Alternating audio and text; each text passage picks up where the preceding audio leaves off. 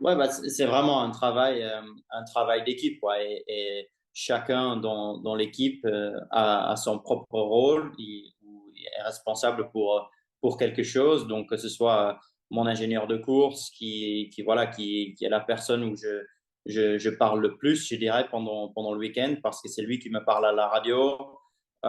C'est avec lui que je fais ou qu'on fait les choix de setup.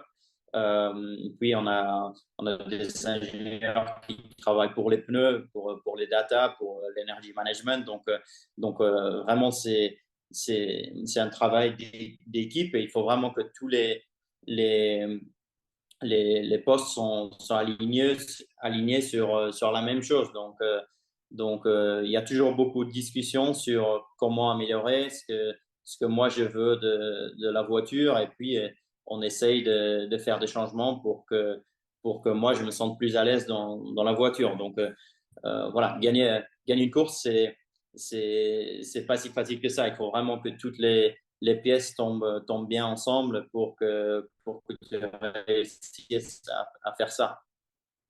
Et justement, avec dans la collection des datas, comment est-ce que vous faites, par exemple, si ton coéquipier forcément a d'autres préférences, toi, tu en as d'autres, mais au niveau des datas, comment tu fais, toi, en tant que pilote, pour savoir s'il y a peut-être un aspect que tu as oublié ou que tu trouves intéressant dans les réunions que vous avez avant la course, avant les qualifications?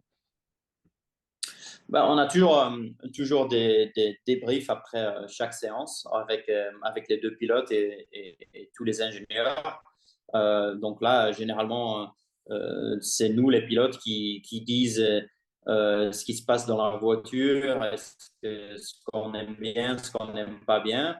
Et puis, voilà, des fois, les styles de pilotage sont un tout petit peu différents entre les pilotes et chaque pilote a besoin de quelque chose un tout petit peu différent.